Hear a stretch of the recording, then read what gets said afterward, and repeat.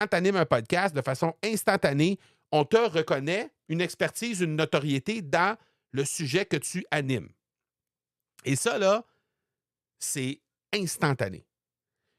Tout le monde dans l'Académie du podcast qui a déjà lancé son podcast a un jour ou l'autre été surpris par le retour de quelqu'un qui écoutait son podcast et qui dit: Écoute, j'ai vraiment adoré la façon que tu as abordé tel sujet, j'avais jamais entendu ça comme ça.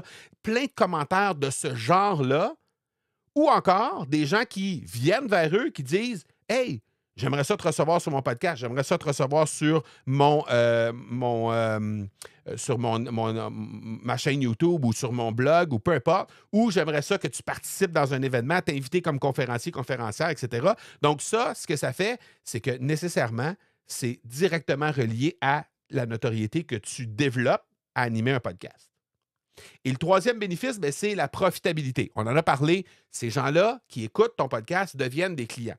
Nous, à l'Académie du podcast, avec notre podcast, on génère entre 12 et 15 appels qui viennent du podcast à chaque semaine. Donc, il y a entre 12 et 15 personnes qui choisissent de venir parler avec un membre de notre équipe parce qu'ils veulent qu'on les aide à développer leur podcast, qu'ils veulent qu'on les aide à devenir des podcasteurs avec du succès, avec des résultats. Ils veulent lancer leur podcast en utilisant nos services, nos formations, notre accompagnement. Entre 12 et 15 appels plutôt par semaine.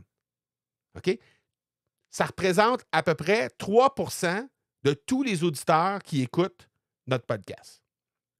Donc, ce que ça veut dire, parce qu'un podcast qui commence va peut-être avoir 10, 20, peut-être 50 auditeurs par épisode. Mais 3 ce que ça veut dire, c'est qu'à la fin du mois, disons que tu en as 40, à la fin du mois, tu as généré 160 personnes, 160 auditeurs. Ça veut dire que tu vas avoir généré 5 appels de gens qui vont vouloir aller avec toi ou poursuivre l'aventure avec toi. Si tu les invites à le faire, bien sûr, et si tu le fais de la bonne façon. Mais ça, c'est un autre débat. Mais il reste que la profitabilité, c'est de convertir tes écoutes en engagement et en vente ultimement. C'est définitivement quelque chose qui te permet de faire ça. Le podcast te permet de faire ça, pardon. OK? Donc, ça, c'est les bénéfices qu'on a. Maintenant, si tu veux regarder pour utiliser ton podcast comme levier de croissance, moi, j'aimerais te proposer 5 étapes faciles. Premièrement, définir clairement ta PVU, ta proposition de valeur unique.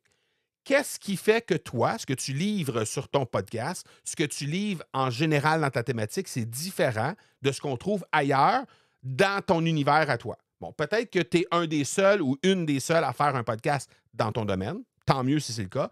Ou peut-être est-ce que tu as à te battre contre plusieurs autres podcasts, mais il reste que c'est probablement le cas aussi sur le marché en général. Si tu es une thérapeute, ben, il y a peut-être déjà une tonne de thérapeutes qui entrent en compétition avec toi dans l'accompagnement.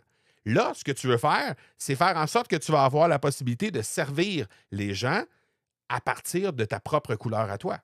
Donc, ça, de définir ta propre proposition de valeur unique en tant que personne, en tant que thérapeute, mais en tant que podcasteur aussi, c'est la première étape hyper importante de pouvoir euh, utiliser ton podcast comme effet de levier à servir des gens avec qui tu vas avoir du plaisir. Parce que ces gens-là vont reconnaître, vont se connecter avec ta propre valeur. Ensuite de ça, engager ton audience avec des histoires et des cas pratiques. Ça, c'est extrêmement puissant.